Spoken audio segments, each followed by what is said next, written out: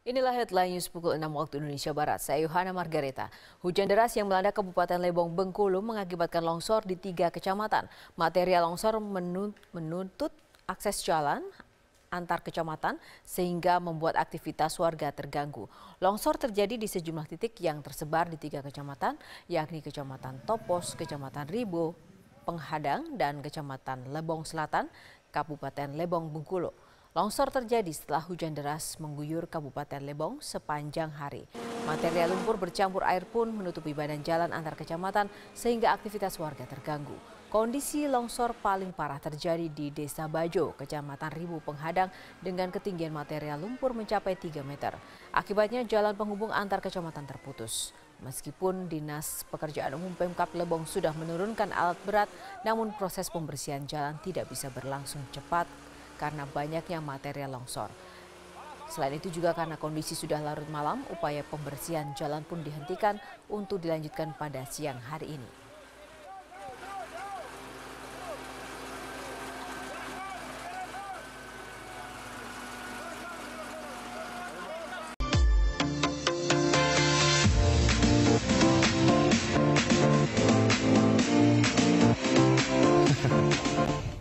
Ya, pemirsa, Indonesia boleh berbangga karena menorehkan prestasi tingkat dunia dalam bidang wisata halal dunia. Ya, dan Landstalk kali ini akan membahas topik wisata halal Indonesia jempolan, dan sudah bersama kita sudah hadir narasumber dari yang tentu saja sudah ahli di bidangnya gitu ya. Ada mantan Wakil Menteri Pariwisata dan Ekonomi Kreatif yang juga Chairman Indonesia Halal Lifestyle Center.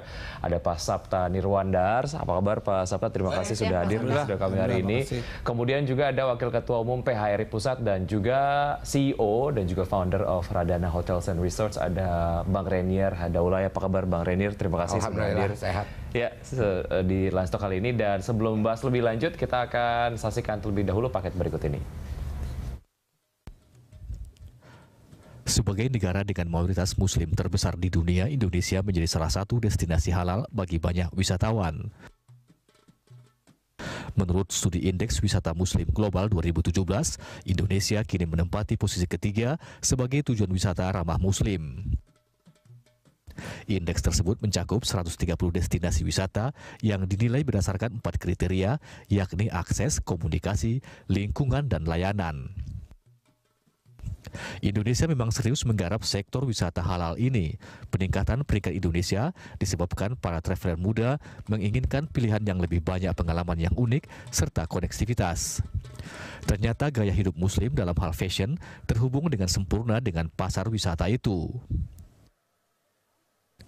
Tahun 2015, Indonesia menyabet 3 penghargaan pada World Halal Tourism Award di Abu Dhabi.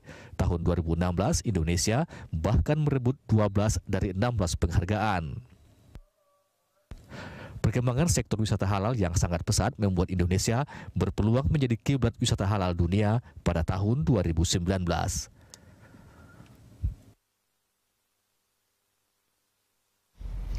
Ya, wisata halal Republik Indonesia jempolan. Nah, itu tadi kita naik peringkat ya. Betul sekali. Dari peringkat 4 kemudian ke peringkat 3. Ya, dan ini ya, dunia lagi ya. Dan dunia ini untuk kategorinya ya. Betul sekali. Dan mungkin Pak Sapta punya insight ataupun mungkin point of view terkait dengan hal ini. Ini artinya buah dari kerja keras yang mungkin selama ini sudah dilakukan sebetulnya Pak Sapta ya. Iya, jadi sekarang Indonesia sudah tidak hanya dilirik, tapi orang sudah mulai percaya bahwa Indonesia juga bisa mengembangkan satu destinasi baru, dan wajar karena Indonesia kan the biggest by population ya, Muslim countries.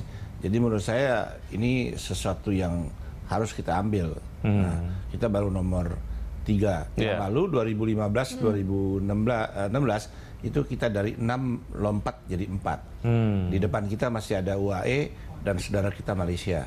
Nah, Malaysia masih the best. Jadi kita mungkin sudah waktunya kita untuk kerja keras menjadi destinasi yang juga penting bagi para Muslim travelers. Karena Muslim travelers itu ada 300 juta. Jadi kita harus grab sebanyak mungkin untuk bisa mereka datang ke Indonesia. Apakah naiknya peringkat ini diikuti dengan jumlah wisatawan Muslim yang datang ke Indonesia? Itu pertanyaannya. Mestinya karena tahun sebelumnya itu kita hanya sekitar dari Malaysia dan Cina dan seterusnya, Singapura, Muslimnya ya, dan juga dari Timur Tengah. ada sekitar 3 jutaan lah hampir kita. Jadi mestinya akan naik ini dengan apalagi kemarin juga ada Raja Salman ya sebagai ikonik juga di Bali. Mestinya orang semakin banyak juga secara psikologis mungkin menarik perhatian dari wisatawan Muslim untuk datang ke Indonesia. Set endorser dalam pariwisata. Jadi kalau selebritisnya datang, yang lain pasti ikut datang. Bisa ngikut. Baik, Pak Sapta, Bang Rey, kita lihat ini ada grafis yang menunjukkan bagaimana peringkat-peringkat wisata halal di dunia. Ya, di peringkat ke-1 ada Malaysia, Malaysia kemudian juga peringkat kedua ada Uni Emirat Arab, nomor 3 Indonesia, dan lain sebagainya gitu ya. Ini bisa Anda lihat. Dan ini saya kalau ke Bang Renier, kalau tidak salah hotelnya menjadi salah satu yang mendapatkan penghargaan juga sebagai hotel syariah ataupun hotel halal gitu ya. Ini mungkin dan yang perlu jadi catatan, ini hotelnya ada di Bali. Nah, kemudian beliau berani untuk membangun sebuah hotel halal begitu ya di Bali. Bisa diceritakan Bang, keberanian itu seperti apa akhirnya bisa dibangun? Jadi gini, mohon maaf saya nggak pernah mau pakai kata syariah karena konotasinya terus Jadi mungkin 4 tahun yang lalu Pradana mulai langsung saya putuskan untuk menjadi the first modern Muslim friendly hotel dengan sertifikat halal MUI. Itu adanya di Kuta, adanya di Bali. Namun hotel itu juga kami buat satu konsep yang insya Allah hotel itu harus menjadi bukan cuma hotel, menjadi butik hotel yang targetnya menjadi destinasi. Sekarang ini persaingan begitu berat. Di Bali ada 16.000 hotel, 160.000 kamar. Saya pikir kita harus ciptakan sesuatu yang berbeda. Di satu sisi, kalau kita bicara halal, Indonesia tuh sekarang harusnya menjadi surga para wisata halal. Seperti tadi disampaikan, tahun lalu dalam kompetisi internasional yang paling berbobot, Indonesia ikut di 12 dari 15 kategori dan Indonesia menang di 12-nya. Alhamdulillah juga tetangga kita yang tadi kita lihat masih ranking nomor 1 Malaysia. Gitu.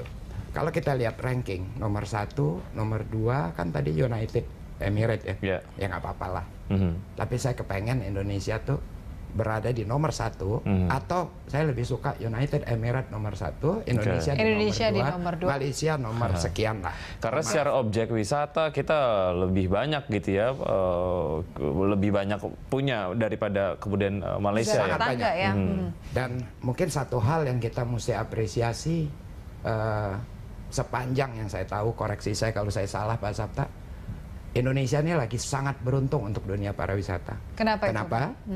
Kita punya seorang chairman, Presiden Joko Widodo, dan CEO-nya namanya Pak Dr. Arif Yahya yang sangat concern terhadap pariwisata. Dan sekarang mereka betul-betul bekerja keras, infrastruktur dibangun, konektivitas dibangun begitu mudah, dan CEO lain mendukung pariwisata seperti Menteri Perhubungan, Menteri PU, sehingga untuk akses sangat amat terbuka. Nah, artinya dengan kemenangan Indonesia atau anugerah lah, saya nggak mau bilang kemenangan, anugerah Indonesia di tahun lalu mendapat 12 kategori airport halal, destinasi halal, kuliner makanan halal juga ya, seperti halal. itu. Rasanya target chairman kita Pak Joko Widodo 20 juta itu harusnya bisa cepat tercapai. Sepanjang kita bekerja bersama-sama untuk menarik wisatawan Muslim sebanyak-banyaknya. Pak Sapta, tapi apa nih tantangan terberat untuk menuju wisata halal yang sedang dibangun di Indonesia ini sebenarnya? Yang pertama persepsi masyarakat ya. Terutama masyarakat lokal sendiri sebenarnya masyarakat pengusaha. Masyarakat pengusaha. Karena kalau kita bicara industri, ya kita harus akui bahwa industri halal itu lebih banyak di Malaysia. Artinya mereka sudah berani untuk berinvestasi di sektor itu. Ya, dan kita masih mungkin juga karena masyarakat kita atau dunia usaha kita menganggap itu hal yang biasa gitu. Tapi sebetulnya kita sudah berani, makanya hotel halal di Bali aja baru 2. Kebetulan 1 kecil ya, yang satu di Kuta itu punya yang nggak gitu dikenal, kayak Sandy Losman. Nah, Pak Rainier berani. Di Jakarta aja kita belum temukan yang pure, ada Sofian tapi relatif juga baru mulai besar lah gitu. Nah, di Bangkok sendiri sudah ada bintang 4, bintang 5, bahkan sampai di Pattaya. Nah, itu restoran juga mereka invest. Bahkan mereka sudah punya apartemen. Alhamdulillah di Depok nih sudah mulai ada apartemen yang 8 tower yang mulai mengarah ke halal lifestyle. Karena orang suka masih takut kalau halal itu nanti begini, begitu. Tidak, ini hanya services sebetulnya. Seperti umpamanya ada kaum lain yang makannya vegetarian. Nah, ini kebetulan orang Islam kan memang dilarang untuk makan yang haram, antara lain babi. Nah, ini tentunya kalau kita sediakan yang non babi, services buat klien. Nah, sekarang di beberapa, saya kemarin baru pulang dari Kuala Lumpur, Hotel Mandarin pun tidak lagi serving makanan yang berbau tidak halal. Kenapa? Karena dia punya keuntungan kalau makanannya halal. Satu buat orang Muslim, ya betul. Buat non-Muslim juga bisa. Buat non-Muslim nggak pernah ada persoalan karena choice-nya banyak. Sehingga sebenarnya dia punya klien 2, jadi keuntungannya 2. Nah, ini fungsinya dengan. Nah, tapi ini masih kurang ya kesadaran pelaku usaha kita di Indonesia ini masih rendah ya. Masih ada pemilik takut rugi, takut pembatasan. Sebetulnya enggak, ini services. Gitu, itu yang. Baik, Bang Rainier, waktu dari Bang Ray ya. Iya, waktu awal memulai konsep ini gitu ya, konsep halal gitu. Nah, itu challenge-nya gimana sih? Adakah kondisi-kondisi mungkin yang membuat akhirnya Bang Rainier berpikir bahwa lanjut nggak ya dengan konsep ini gitu? Karena mungkin ya seperti yang disampaikan tadi Pak Sapta, bahwa teman-teman pengusaha berpikir bahwa dengan ada cap halal takutnya ada market yang justru hilang gitu. Jadi gini Mas, alhamdulillah kami ada 3 hotel di Bali. Ya. Dari awal, sebetulnya 16 tahun yang lalu, pada saat kami memulai hotel yang pertama, Oasis Beach Benoa, kami sudah menerapkan konsep no pork. Ya, kita bicara bacon. Bacon kan ada beef. Dan ternyata nggak ada masalah.